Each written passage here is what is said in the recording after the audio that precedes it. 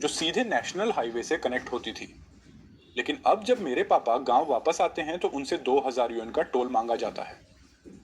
मैंने village secretary को call किया, लेकिन उसने 5 लाख यूएन का रोड मेंटेनेंस फी मांग लिया, वरना रूल्स फॉलो करो। जब सड़क बन रही थी तब सेक्रेटरी मुझे बोला था, तुम पूरे गांव के बेनिफैक्टर हो, और कहा था कि मेरे पापा को कभी कोई दिक्कत नहीं होगी। लेकिन अब हालत ये है कि मेरे पापा को अपने ही गांव जाने के लिए पैसे देने पड़ रहे हैं। गुस्से में आकर मैंने सीधे डेमोलिशन टीम को कांटेक्ट किया और उन्हें बोला कि गांव के अंदर की पूरी 5 किलोमीटर की पक्की सड़क को तोड़कर फिर से कच्ची सड़क बना दो। मेरे पापा प्लास्टिक का रेनकोट पहनकर ट्रैक्टर चला रहे थे। पीछे ताजा कटी हुई धान से भरा हुआ था, लेकिन अब गाड़ी गांव के गेट पर रुक गई थी। सड़क के बीच में लोहे का फ्रेम लगा था, जिस पर लाल बोर्ड लगा था, height limit 2.2 metre, weight limit 5 ton. Liu Dazhuang raincoat पहनकर आयरन रॉड लेकर खड़ा था और मेरे पापा को तिरछी नजर से देख रहा था। ओल्ड जो, बेकार में ट्राई मत करो, ये रोड अभी वेल्ड हुई है, तुम्हारी गाड़ी ओवरवेट है। पापा बोले, दाजुआंग, ये सड़क चेंजी ने अपने पैसों से बनवाई है, मेरी गाड़ी सिर्फ 3 टन के आसपास है, इसे सड़क को क्या नुकसान होगा? लिu दाजुआंग ने जमीन पर थूकते हुए कहा, जोचेंग का नाम लेकर मुझे डराने की कोशिश मत करो। सड़क अब हमारे लिu फैमिली विलेज में है तो ये विलेज रोड है, और कौन कहता है 3 टन है? कम से कम 10 टन तो होगी। सड़क खराब कर दी, भरपाई करोगे? पापा तुरंत ट्रैक्टर से उतरकर पीछे की तरफ इशारा करते हुए बोले, सच में सिर्फ 3 टन है, दाजुआंग थोड़ा एडजस्ट कर लो। लिu दाजुआंग हंसते हुए आयरन रॉड जमीन पर मारता है, रूल्स तो रूल्स हैं, जाना है तो 2000 यूएन रोड डैमेज का देना पड़ेगा। पापा परेशान होकर बोले, 2000? इस पूरी फसल से इतना प्रॉफिट भी नहीं मिलेगा, पैसे नहीं हैं तो यहीं बारिश में खड़ा रहने दो। लिu दाजुआंग मुड़कर गार्ड रूम में चला गया और दरवाजा बंद कर लिया। मेरे पापा बारिश में भीगते हुए खिड़की पीटते रहे। दाजुआंग, दरवाजा खोल, पुराने पार्टी सेक्रेटरी ने कहा था, हम कभी भी सड़क से जा सकते हैं। अंदर से गुस्से में आवाज आई, जल्दी करो, यहां खड़े मत रहो, मेरी नींद खराब हो रही है। जब मैं वहां पहुंचा तो पापा पूरी तरह भीगे हुए कीचड़ में खड़े थे और बंद खिड़की से विनती कर रहे थे। मैं तुरंत दौड़कर उनके कंधे को पकड़ा। डैड, पापा बोले, चंगजी, तू आ गया, दाजुआंग जाने नहीं दे रहा, 2000 यूएन मांग रहा है। मैंने गार्ड रूम की तरफ देखा और मेरे अंदर गुस्सा उबल पड़ा। ये सड़क मैंने 2 साल पहले 50 लाख यूएन खर्च करके बनवाई थी। गांव ने 1 रुपया भी नहीं दिया था। उस समय यही लिu दाजुआंग कंस्ट्रक्शन साइट पर आकर मुझे सिगरेट देता था और गांव का बेनिफैक्टर बोलता था, और आज ये हालत है। धन के देवता के अपने ही पापा को बारिश में रोककर टोल मांगा जा रहा था। मैं तेज कदमों से आगे बढ़ा और गार्ड रूम के दरवाजे पर जोर से लात मारी। लिu दाजुआंग, बाहर निकल। दरवाजा खुला और लिu दाजुआंग दांत भींचते हुए मुझे घूरने लगा, जैसे दर्द में हो। उसने मुझे ऊपर से नीचे तक देखा। ओह, बड़ा बॉस वापस आ गया। वापस आ भी गए तो भी रूल्स फॉलो करने पड़ेंगे। किसने तुम्हें मेरी गाड़ी के पीछे ये हाइट रेस्ट्रिक्शन बैरियर लगाने की परमिशन दी? लिu दाजुआंग हंस पड़ा। ये विलेज कमेटी मीटिंग में डिसाइड हुआ था, विलेज एसेट्स को प्रोटेक्ट करने के लिए, बड़े व्हीकल्स को रोकने के लिए। मैंने कहा, मेरे पापा की गाड़ी ट्रैक्टर है, ये लार्ज व्हीकल के कैटेगरी में नहीं आता। वो तुरंत बोला, मैंने कह दिया है तो है। फिर वो पास आकर धुआं मेरे चेहरे पर छोड़ते हुए बोला, जोचेंग, तुम्हारे पास पैसा होगा, लेकिन इस गांव में सरनेम लियू है, झोउ नहीं। 2000 युआन तुम्हारे लिए तो बस खाने का खर्च है। पैसे दे दो और मैं बैरियर उठा दूंगा। मैंने उसे इग्नोर किया और फोन निकाल लिया। मैंने विलेज सेक्रेटरी लियू फुकाई को कॉल किया। जब सड़क बन रही थी तब वही लियू फुचाई मेरा हाथ पकड़कर लगभग घुटनों पर बैठ गया था और मुझे एंसेस्टर कह रहा था। कॉल कनेक्ट हुआ। पीछे से महाजोंग टाइल्स की आवाज आ रही थी। हेलो, कौन? उसकी आवाज में इरिटेशन था। मैंने कहा, अंकल, मैं जोचेंग बोल रहा हूँ, विलेज एंट्रेंस पर हूँ। कुछ सेकंड्स चुप्पी रही, फिर हंसने की आवाज आई। अरे नेफ्यू, क्या हुआ? पापा से मिलने आए हो? मैंने सीधा पूछा। अंकल लियू दाजुआंग ने मेरे पापा का ट्रैक्टर रोक रखा है और 2000 युआन फाइन मांग रहा है, आपको पता है? वो बोला। हाँ नेफ्यू, मुझे पता है, दाजुआंग बस रूल्स फॉलो कर रहा है। मैंने गुस्से में कहा, रूल्स?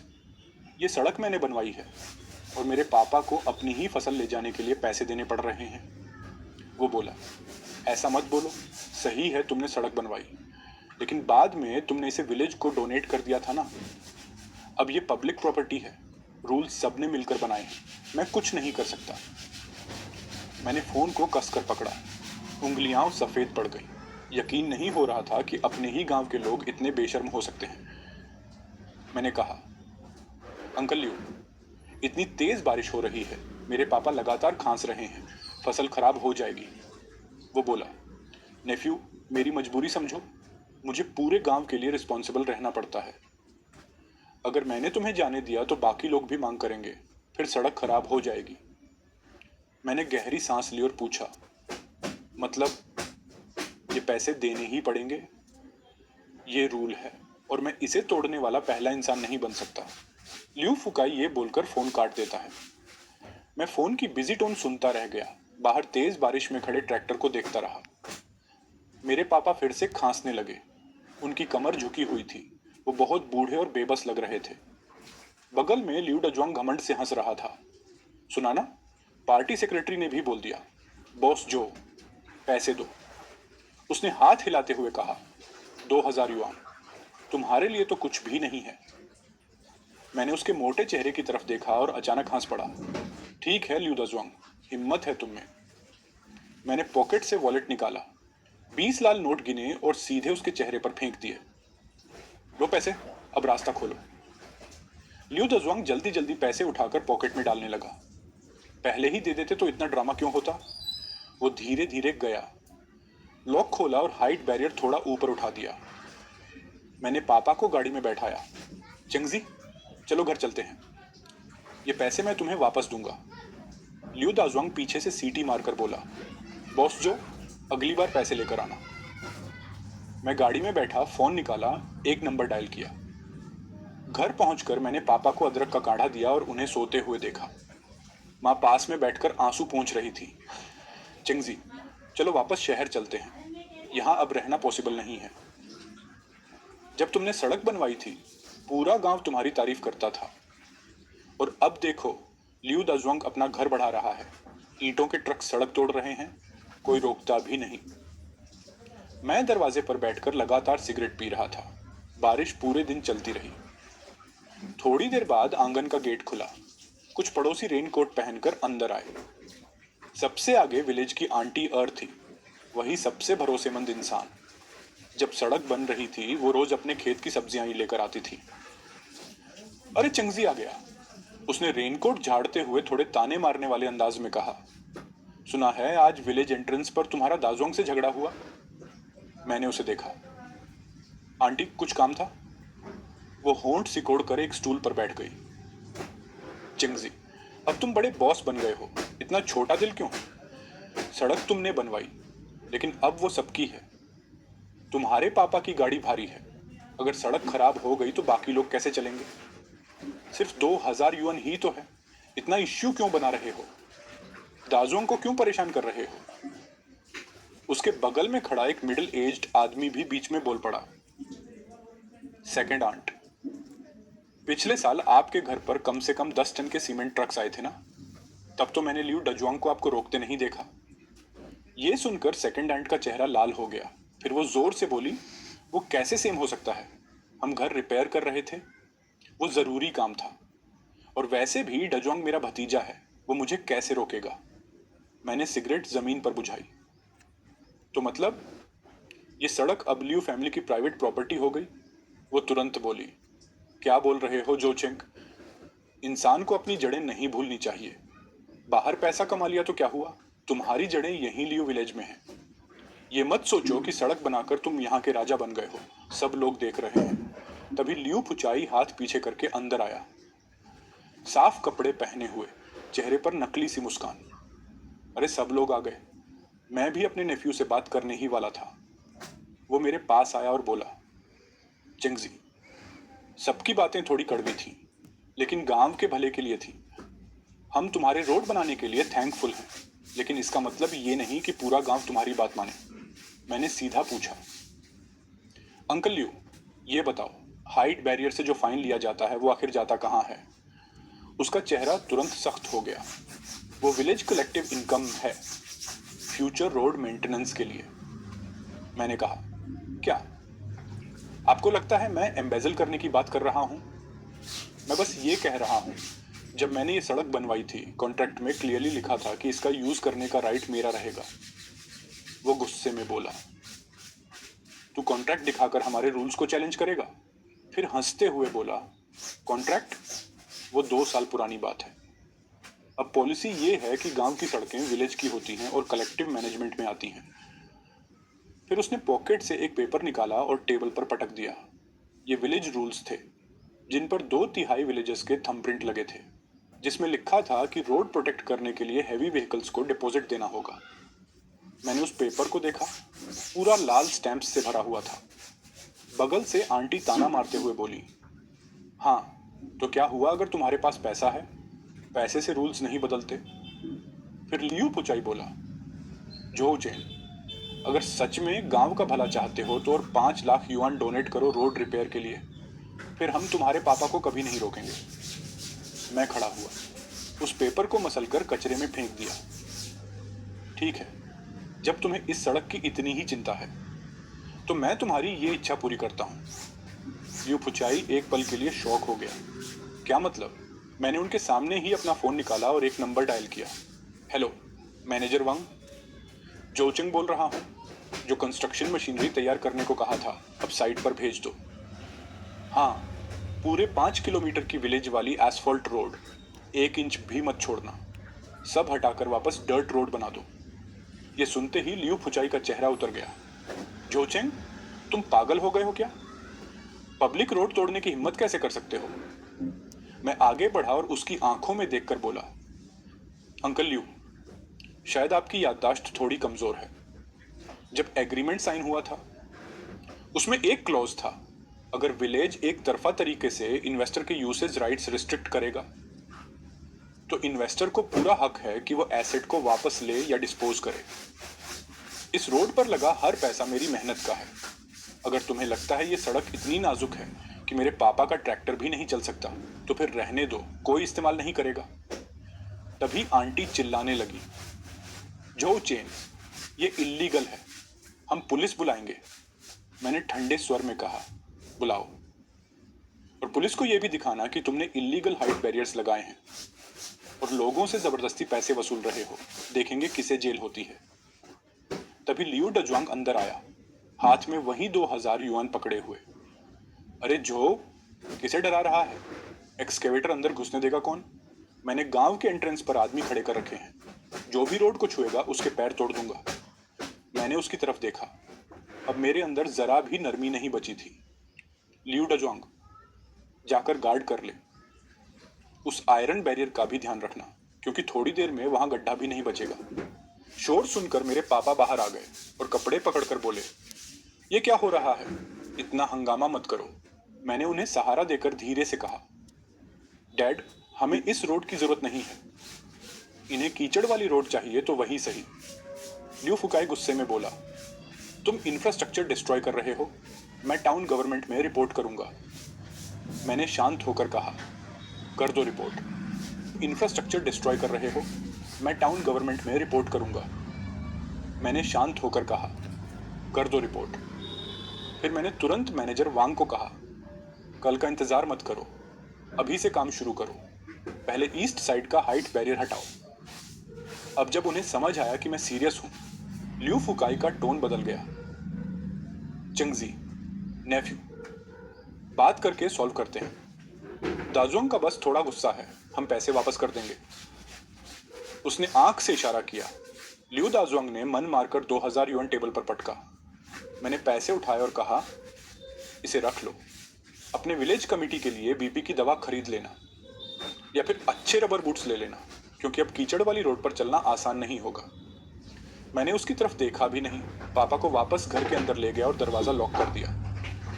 बाहर से लियू फुकाई की हिस्टेरिकल चिल्लाने की आवाजें और मेरी सेकंड आंट की तीखी रोने की आवाज आ रही थी। बेवफा, जोचंग जैसा एहसान फरामोश हमें बर्बाद करना चाहता है। बाहर आ, तू जानवर, हिम्मत है तो सामने आ। अमीर लोग हमें गरीबों को मारना चाहते हैं। एक एक करके पूरे गांव में लाइट्स जलने लगी। इस सड़क को बनाने के लिए मैंने 3 महीने तक अप्रूवल्स के लिए भाग दौड़ की थी। कंस्ट्रक्शन साइट पर धूप में जल गया था। मुझे लगा था मैं तरक्की की सड़क बना रहा हूँ, लेकिन ये तो कुछ एहसान फरामोश लोगों की लालच पूरी करने वाली सड़क बन गई। अगर ऐसा ही है तो फिर इसे खत्म ही कर देते हैं। तभी गांव के एंट्रेंस से जोरदार धमाका हुआ।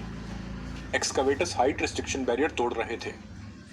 अगली सुबह जल्दी लियू फुकाई दर्जनों विलेजर्स के साथ फावड़े और कुदाल लेकर गांव के एंट्रेंस को पूरी तरह घेर चुका था। 3 एक्सकवेटर्स लाइन में खड़े थे, जो भी छेड़ता उसे रोकने के लिए तैयार।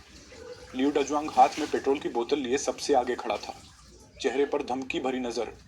जो चेंग, आज अगर तूने इस सड़क को तोड़ने की कोशिश की तो मैं तुझसे जान से लड़ जाऊंगा।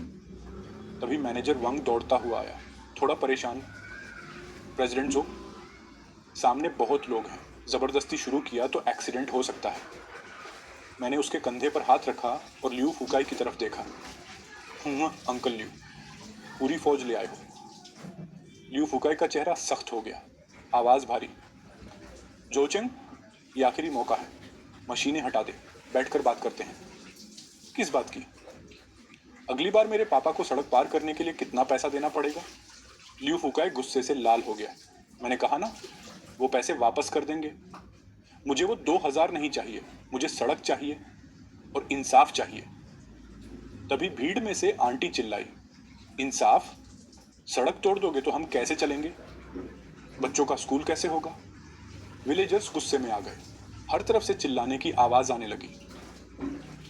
पैसे हैं तो क्या कुछ भी करोगे? बनाकर तोड़ दोगे? ये मजाक है क्या? ये सड़क अब सरकारी है, इसे तोड़ना जुर्म है। हाँ, सही कहा, इसे नहीं तोड़ा जा सकता। उनके चेहरों को देखते हुए मैंने बैग से फोटोकॉपीज का एक ढेर निकाला और हवा में उछाल दिया। सब लोग ध्यान से देखो, ये ओरिजिनल इन्वेस्टमेंट अग्रीमेंट और लैंड यूज कॉम्पेंसेशन कॉन्ट्रैक्ट है। इसमें साफ साफ लिखा है, ये 5 किलोमीटर का रोड बेड लीज पर है और रोड सरफेस की ओनरशिप इन्वेस्टर यानी मेरी है। 20 साल का टर्म है और इस दौरान मुझे पूरा हक है कि मैं रोड सरफेस पर मेंटेनेंस, रिनोवेशन या रिमूवल जैसा चाहूं वैसा कर सकता हूं। लियू फुकाई ने झट से एक पेपर छीन लिया। एक नजर डालते ही उसके चेहरे पर नफरत आ गई। ये ये इम्पॉसिबल है। जब हमने साइन किया था तब ये क्लोज नहीं था। तुम तो उस समय 50,000 यूएन कोऑर्डिनेशन फी लेने में इतने बिजी थे कि कॉन्ट्रैक्ट पढ़ा ही नहीं और सीधे साइन कर दिया। लियू फुके के हाथ कांपने लगे, क्योंकि वो पैसा उसने हड़प लिया था। मैंने उसे इग्नोर किया और एक्सकेवेटर ऑपरेटर की तरफ मुड़कर कहा, काम शुरू करो, हर एक 100 मीटर पर एक गड्ढा खोदो। लियू दाजुआंग जोर से चिल्लाया, देखते हैं कौन हिम्मत करता है। उसने पेट्रोल की बोतल उठाकर एक्सकेवेटर पर मारने की कोशिश की, लेकिन मेरे साथ खड़े सूट पहने बॉडीगार्ड्स तुरंत आगे बढ़े और 3 सेकंड में ही उसे कीचड़ में दबा दिया। पेट्रोल की बोतल भी छीन ली। मुझे छोड़ो जोचेंग, कमीने, मार देगा क्या? लियू डजुआंग जमीन पर तड़पता रहा। मैं उसके पास गया, तुझे मारूं?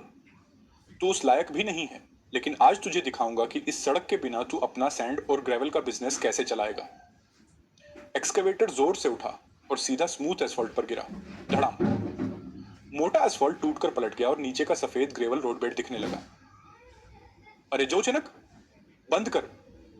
आंटी एर सड़क के बीच में गिरकर रोने लगी। हाय, तू हमारे गांव की जिंदगी खत्म कर देगा। भगवान देखो ये क्या कर रहा है। मैंने शांत होकर कहा, आंटी, जब ये सड़क बन रही थी तब तुम्हारे घर ने 3 वर्ग मीटर जमीन के लिए मुझसे 50,000 युआन जबरदस्ती लिए थे। अब मैं सड़क तोड़ रहा हूं और तुम्हें तुम्हारी जमीन वापस दे रहा हूं। खुश होना चाहिए ना? आंटी ईआर की रोना अचानक रुक गया। उसका चेहरा शर्म से जम गया और आसपास के विलेजर्स आपस में खुसुर फुसुर करने लगे। जब ये सड़क बन रही थी, लगभग हर घर किसी न किसी बहाने से पैसे मांगने आ गया था। किसी ने कहा उनकी सब्जी वाली जमीन खराब हो गई, किसी ने कहा उनका फेंक शुई बिगड़ गया। सबको शांत रखने के लिए मैंने कुल मिलाकर करीब 1 मिलियन युएन खर्च कर दिए। सुनो सब लोग, लियो फुकाई जिद पर अड़ गया और इमोशनल कार्ड खेलने लगा। वो विलेजर्स से चिल्लाकर बोला, जो चिंग हमें फिर से पहाड़ों की गरीबी में धकेलना चाहता है। हमारे लियू फैमिली विलेज को यह सड़क कितनी मुश्किल से मिली है। अब टाउन तक सिर्फ 10 मिनट लगते हैं। अगर ये सड़क चली गई तो हम अपना फल कैसे बेचेंगे? बच्चे स्कूल कैसे जाएंगे? फिर वो मेरी तरफ मुड़ा, आंखों में आंसू। चेंगजी, चाहे कुछ भी हो, ये तुम्हारे पापा के लिए है। मैं डजुआंग से सबके सामने माफी मंगवा दूंगा, ठीक है? इस बीच लिू दाजोंग को मेरे बॉडीगार्ड्स ने पकड़ रखा था। फिर भी वो चिल्ला रहा था, माफी? तेरी ऐसी की तैसी। हिम्मत है तो इसे रुकवा के दिखा, नहीं तो सब डरपोक हैं। मैंने ठंडी आवाज में कहा, ठीक है, इतनी हिम्मत है तो उसकी विश पूरी करते हैं। मैंने हाथ हिलाया और सारे एक्सकेवेटर्स गरजने लगे। एसफल्ट रोड को धीरे धीरे तोड़ना शुरू कर दिया। विलेजर्स सामने खड़े देखते रहे। सड़क के टुकड़े उड़ते देख उनके चेहरों पर डर साफ दिखने लगा। कुछ लोग धीरे धीरे बोलने लगे, चलो वो हाइट बैरियर हटा देते हैं। अब क्या फायदा? जोचंग सच में सीरियस है? ये सब लिू दाजोंग की वजह से हुआ। उसी ने 2000 युआन के लिए जिद की। ये सुनकर लिू दाजोंग की आंखें लाल हो गई। चुप रहो सब। डरने की क्या बात है? ये तोड़ देगा तो सरकार फिर से बना देगी। दुनिया थोड़ी उलट जाएगी। मैंने उसे ऐसे देखा जैसे वो कुछ समझ ही नहीं रहा। डजोंग, शायद तुझे पता नहीं, ये सड़क प्राइवेट डोनेशन थी, गवर्नमेंट प्लान का हिस्सा नहीं। अगर मैं इसे तोड़ दूं तो सरकार की कोई जिम्मेदारी नहीं है इसे दोबारा बनाने की। कम से कम 10 साल तक यहाँ पक्की सड़क नहीं बनेगी। ये सुनते ही लिू दाजोंग चुप हो गया और लिू फुचाई सीधे जमीन पर बैठ गया। उसे समझ आ गया था मैं झूठ नहीं बोल रहा। ये सड़क जो उसने गिड़गिड़ा कर बनवाई थी, जो मैंने अपने पैसों से बनाई थी, अब उसी के सामने खत्म हो रही थी। एक्सकेवेटर तेजी से काम करते रहे और आधे दिन में ही गांव के एंट्रेंस का 1 किलोमीटर हिस्सा पूरी तरह बर्बाद हो गया। हर तरफ टूटे एसफल्ट के टुकड़े और गहरे गड्ढे। तभी मेरे पापा बाहर आए। टूटी सड़क को देखा और गहरी सांस लेकर बोले, बस करो। मैंने धीरे से कहा, अभी नहीं पापा। उन्होंने कहा था ये सड़क पब्लिक की है। अब मैं रोड सरफेस हटा रहा हूं और जमीन वापस पब्लिक को दे रहा हूं। इसे कहते हैं चीज को उसके असली मालिक को लौटाना। तभी भीड़ में से आवाज आई, चेंगजी, क्या तू हमें भूखा मारना चाहता है? तुम लोग भूखे मरोगे या नहीं, ये तुम्हारी अपनी चॉइस है। रास्ता मैंने दिया था और मैं ही उसे वापस ले सकता हूँ। सड़क टूटे 3 दिन हो गए थे। बारिश रुक चुकी थी और तेज धूप पड़ रही थी। ल्यूजिया विलेज में ज्यादातर येलो पीचेस होते हैं और अब उनका सीजन था बेचने का। पहले एसफॉल्ट रोड था तो बड़े बड़े ट्रक सीधे बगीचे तक आ जाते थे, लेकिन अब वो 1 किलोमीटर का टूटा हुआ रास्ता कीचड़ और गड्ढों से भरा पड़ा था। घुटनों तक कीचड़, ऊपर से पत्थर और मलबा। छोटे फार्म व्हीकल्स भी फंस जाते थे और बड़े ट्रक्स तो पास आने की हिम्मत भी नहीं करते थे। मैं अपने आंगन में बैठा था, देख रहा था कैसे गांव के किसान हाथ गाड़ी में आड़ू भरकर बाहर ले जा रहे हैं। मेरी सेकंड आंट पसीने से तर अपनी गाड़ी धक्का दे रही थी, लेकिन जैसे ही मेरे घर के पास आई, उसके पहिए कीचड़ में फंस गए। गाड़ी एक तरफ मुड़ गई और पूरा टोकरा लाल लाल आड़ुओं का जमीन पर गिर गया। कीचड़ में लुढ़कते ही सब खराब हो गए। मेरी आंट जमीन पर बैठ गई, जांघ पर हाथ मारते हुए रोने लगी। अब ऐसे कैसे झेंगे? सड़क इतनी अच्छी थी और इसे ऐसे बर्बाद कर दिया। माँ को उस पर दया आ गई। वो बाहर मदद करने जाना चाहती थी, लेकिन मैंने रोक लिया। माँ, जब पापा की गाड़ी रोकी गई थी तब यही सेकंड आंट उनका साथ दे रही थी। माँ ने आह भरी और वापस बैठ गई। तभी लियो फुकाई फिर से आया, इस बार 2 बोतल अच्छी शराब लेकर, चेहरे पर बनावटी मुस्कान। चंगजी, घर पर हो? मैं अपनी कुर्सी पर बैठा रहा, आंख तक नहीं उठाई। अंकल लियो, ये शराब मैं नहीं पी सकता, कहीं फिर रोड डैमेज भी ना लग जाए। लियो पुचाई ने ऑकवर्ड होकर बोतल मेज पर रख दी, हाथ रगड़ते हुए बोला, अरे अभी भी नाराज हो क्या? डजोंग को घर में बंद कर दिया है और वो हाइट बैरियर भी स्क्रैप में बेच दिया। चंगजी, अंकल तुमसे बात करना चाहता है। देखो, आड़ू पक गए हैं, लेकिन बायर्स अंदर नहीं आ पा रहे, सब परेशान हैं। क्या तुम थोड़ा सा रास्ता ठीक करवा सकते हो? बस थोड़ा ग्रेवल डाल दो तो भी चलेगा। मैंने शांत होकर कहा, सड़क बनवाना, उसमें पैसे लगते हैं अंकल लियो। मेरे पास अब पैसे नहीं हैं। सब डिमोलिशन टीम में लग गए। लियो फुकाई ने जल्दी से कहा, गांव 5000 युआन देगा, बस तुम हेल्प कर दो। मैं हंस पड़ा, 5000 युआन? अंकल लियो, मुझे भिखारी समझ रहे हो क्या? मैंने 5 मिलियन युआन खर्च करके ये सड़क बनाई थी, मतलब लगभग 1000 युआन प्रति मीटर। अगर 1 किलोमीटर भी ठीक करना है तो कम से कम 1 लाख युआन लगेंगे। ये 5,000 तो सिर्फ ट्रांसपोर्ट कॉस्ट भी कवर नहीं करेगा। जो चेन, क्या तुम सच में खड़े होकर मेरे पापा को मरते हुए देखोगे? इस गांव में तुम्हारे ही बड़े बुजुर्ग रहते हैं। मैं खड़ा हुआ और दरवाजे की तरफ इशारा किया। वही बुजुर्ग मेरे पापा को तेज बारिश में बाहर खड़ा रखते हैं। वही बुजुर्ग सिर्फ 2,000 युआन के लिए अनाज सड़ने देते हैं। अंकल लियू, मैं आपके लियू फैमिली विलेज के ऐसे एल्डर्स के लायक नहीं हूँ। इन्हें बाहर छोड़ दो। बॉडीगार्ड आगे आया और उसे जाने का इशारा किया। लियू फुकाई शराब उठाकर चुपचाप चला गया। गांव की सड़क पर हर तरफ लोग थे, हाथ गाड़ियां धकेलते हुए। चेहरों पर चिंता साफ दिख रही थी। जाते जाते उसने पीछे मुड़कर देखा। अब लियू दाजोंग भी चुप नहीं बैठ सका। उसका सैंड और ग्रेवल का बिजनेस बंद हो चुका था। बिना पक्की सड़क के उसके भारी ट्रक्स निकल ही नहीं पा रहे थे। पहले वो रोज हजारों कमाता था, अब रोज घाटा हो रहा था। वो कुछ गुंडों के साथ मेरे दरवाजे पर आया, गुस्से में, जो चिनक, बाहर निकल। उसने आयरन गेट पर लात मारी। आंगन में धूल उड़ गई। मैं आराम से बाहर आया। पीछे 6 मजबूत बॉडीगार्ड्स खड़े थे। लियू डजुआंग का एटीट्यूड तुरंत ढीला पड़ गया। तू तू आखिर चाहता क्या है? सड़क तोड़ दी, गुस्सा भी निकाल लिया। अब कितना पैसा चाहिए उसे फिर से बनाने के लिए? मैंने कान खुजाते हुए कहा, किसने कहा मैं इसे दोबारा बनाऊंगा? मैं तो रोड मटेरियल पड़ोस के वांगजिया विलेज को बेच चुका हूं। उन्होंने अच्छा दाम दिया, अब वापस नहीं मिल सकता। वो लोग अब भी खुशी खुशी उससे सड़क बना रहे हैं, यहाँ तो बस नाम के लिए बची थी। मैंने सोचा पैसे ही कमा लूं। लियू डजुआंग की आंखें फटी रह गईं। बेच दिया? ये हमारे गांव की जमीन है। हिम्मत कैसे हुई? जमीन तुम्हारी है लेकिन सड़क मेरी थी।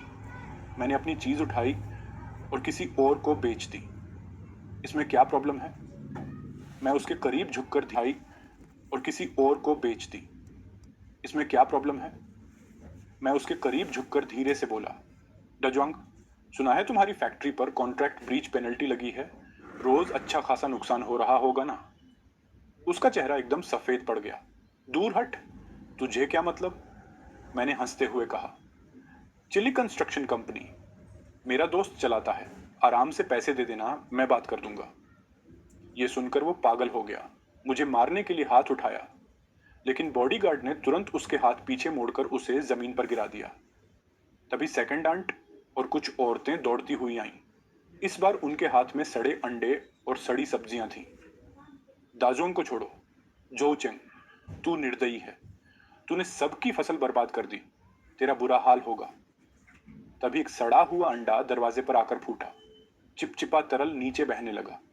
मेरे माता पिता इतने डर गए थे कि घर के अंदर ही छिप गए। बाहर आने की हिम्मत नहीं हुई। इस पागल भीड़ जैसे विलेजर्स को देखकर मेरे अंदर अपने गांव के लिए जो आखिरी लगाव था, वो भी पूरी तरह खत्म हो गया। मैंने बॉडीगार्ड से मेगाफोन मंगवाया। सब लोग ध्यान से सुनो, मैं अब ये सड़क नहीं बनाऊंगा। सिर्फ सड़क ही नहीं, मैं गांव से अपनी सारी इन्वेस्टमेंट्स भी वापस ले रहा हूं। अगले महीने जो एग्रीकल्चरल प्रोसेसिंग प्लांट शुरू होने वाला था, वो भी कैंसिल। और जो 200 MU जमीन ट्रांसफर हुई थी, वो भी खत्म। ये सुनते ही भीड़ एकदम शांत हो गई। वो प्रोसेसिंग प्लांट गांव की आखिरी उम्मीद था, जिससे सैकड़ों लोगों को जॉब मिलने वाली थी।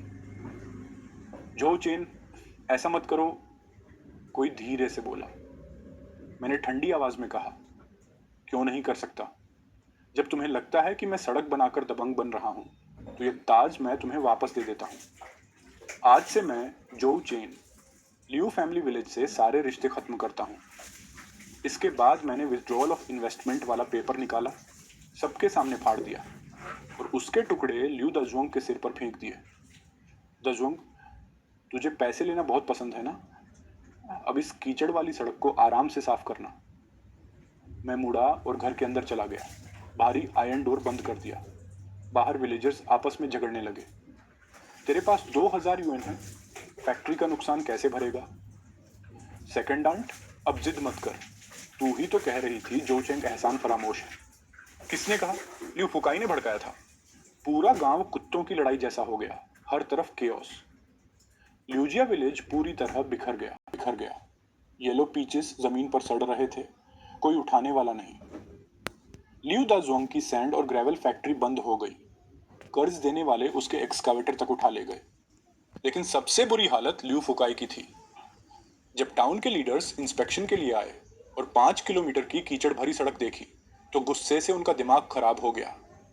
लियू फुकाए, यही है तुम्हारा गांव को आगे बढ़ाने का तरीका? सड़क कहाँ है? लियू फुकाए कीचड़ में खड़ा कांप रहा था। वो दो जू चेनग ने क्या जू चेनग? उसने अपने पैसे से सड़क बनाई और तुमने उसे ऐसे प्रोटेक्ट किया? ये तुम्हारी जिम्मेदारी थी। अब देखो कितने लोग परेशान हैं, इसका हिसाब दे सकते हो?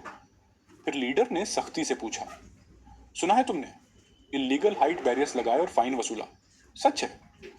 लियू फुकाई के पैर कांपने लगे। नहीं, वो तो सड़क बचाने के लिए, सड़क ही नहीं बची, अब हवा को बचाओ। लीडर गुस्से में चला गया और जाते जाते बोल गया, इस साल ल्यूजिया विलेज की सारी सब्सिडीज कैंसिल। सड़क ठीक होने के बाद ही बात करेंगे। इससे गांव वाले पूरी तरह भड़क गए। ना कोई सब्सिडी, ना कोई कंस्ट्रक्शन प्रोजेक्ट। सड़क फिर से कट गई। अब वो कैसे जिएंगे? उसी रात दर्जनों गांव वाले लियू फुकाई के घर में घुस गए, सारी खिड़कियां तोड़ डाली। लियू फुकाई, हमारी सड़क वापस करो। बूढ़े कमीने, तुमने जो चेंग के पैसे खा लिए और हमें भुगतना पड़ रहा है। बाहर आओ, बाहर वापस करो, हमारे पैसे वापस करो। लियू फुकाई डर के मारे बिस्तर के नीचे छिप गया। बाहर आने की हिम्मत नहीं हुई। उधर मैं अपने मम्मी पापा के साथ पास के वांगजिया गांव की हाईवे पर गाड़ी चला रहा था। गांव के सरपंच ओल्ड वांग बहुत खुश थे। चेंगजी, तुम्हारी दी हुई एसफॉल्ट की वजह से हमारी सड़क तो अब शानदार लग रही है। मैंने खिड़की से बाहर उस स्मूथ सड़क को देखा और मुस्कुरा दिया। अंकल वांग, बस काम रूल्स के हिसाब से होना चाहिए, तब जो चेंग कभी पीछे नहीं हटेगा। बिल्कुल, जो भी तुम्हारे पापा की गाड़ी रोकेगा मैं सबसे पहले उससे लड़ जाऊंगा, ओल्ड वांग ने सीना ठोक कर कहा। पापा खिड़की से बाहर देख रहे थे। उनकी आंखों में थोड़ी उदासी थी, लेकिन उसे ज्यादा सुकून था। चेंगजी, क्या हम वापस जा रहे हैं? मैंने सिर हिला दिया। पापा, वो जगह अब लायक नहीं है। मैंने शहर में घर खरीद लिया है, सब कुछ फर्स्ट क्लास है। वहां सिक्योरिटी गार्ड्स हैं और सबसे जरूरी, वहां वो लालची और बेवकूफ लोग नहीं हैं। लियू फैमिली विलेज छोड़ने से एक दिन पहले मैं अपने पुराने घर से सामान लेने वापस गया। गांव में घुसने से पहले ही मैंने देखा, गेट पर एक लाइन में लोग घुटनों पर बैठे थे। सबसे आगे लियू फुकाई था, उसके पीछे लियू दाजुआंग, सेकंड आंटी और बाकी गांव वाले। सब कीचड़ में लथपथ थे, हालत बहुत खराब थी। चिंगजी, तुम आ गए। लियू फुकाई रेंगते हुए मेरे पास आया और मेरे पैर पकड़ने की कोशिश की, लेकिन बॉडीगार्ड ने उसे रोक दिया। उसका चेहरा सूझा हुआ था, जैसे गांव वालों ने उसे बुरी तरह पीटा हो। चेंगजी, गलती मेरी थी, पूरे गांव को पता है। उसने कांपते हाथों से एक लाल प्लास्टिक बैग निकाला और मुझे दिया। ये 2000 युआन और ये 50,000 युआन जो गांव वालों ने मिलकर दिए। प्लीज सड़क ठीक करवा दो। मैंने उन मुड़े तुड़े नोटों को देखा और बस आयरनी महसूस हुई। अंकल यू, मैंने पहले ही कहा था। मैंने वो सड़क का मटेरियल वांगजिया गांव को बेच दिया है। अब उसे दोबारा बनाने के लिए नया मटेरियल खरीदना पड़ेगा, नई कंस्ट्रक्शन टीम लगानी पड़ेगी। कम से कम 6 मिलियन का खर्च आएगा।